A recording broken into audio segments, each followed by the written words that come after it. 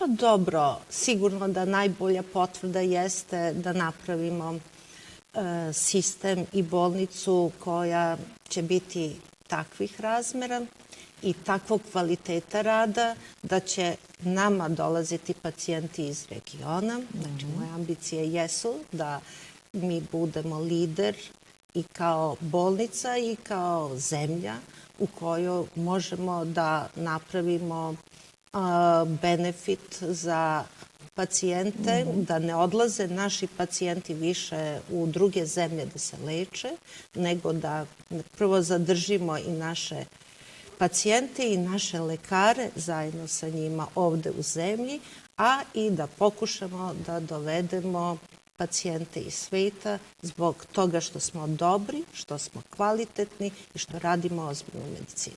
Pa dobro, tu nema, mora se tragati. Treba biti radozna.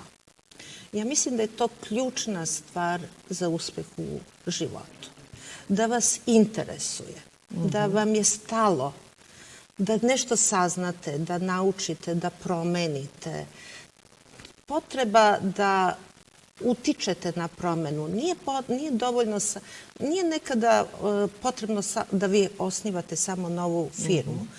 Budite kreativni i na svom državnom poslu ili radite za bilo koga multinacionalnu kompaniju. Nemojte biti pasivni. Raditi od 9 do 5, od 8 do 3 i kad izađete da zatvorite svoj mozak.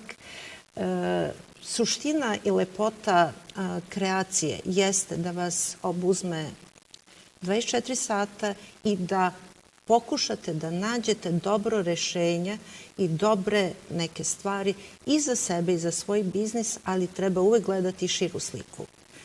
Praviti pomake koji će uticati na dobrobit šire zajednice.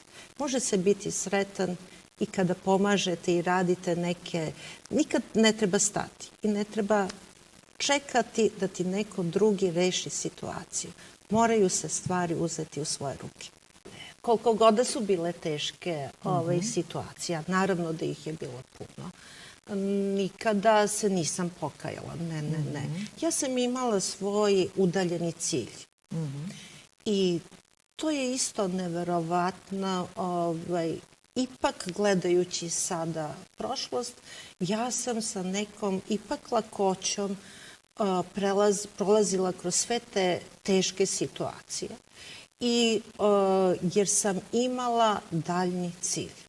I nekako sve je to sam ja u svojoj glavi obračunavala, to tako mora. Jer život vam je pun i lepog i ružnog. I uvek sam sebe nekako tešila, moglo je i gore. Dobro je kako je ovo. Nekako nisam osoba koja misli da je sad nešto strašno.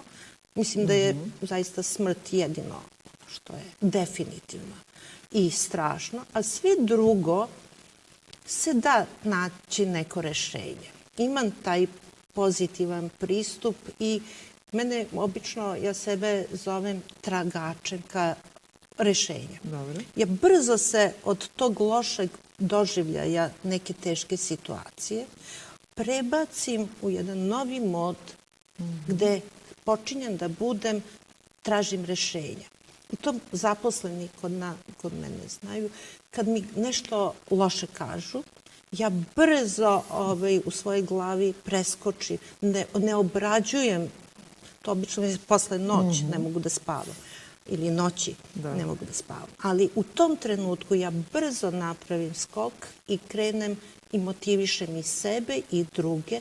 Hajde da vidimo koje su nam sada izlazne varijante i šta možemo da uradimo da stvari dovedemo u red.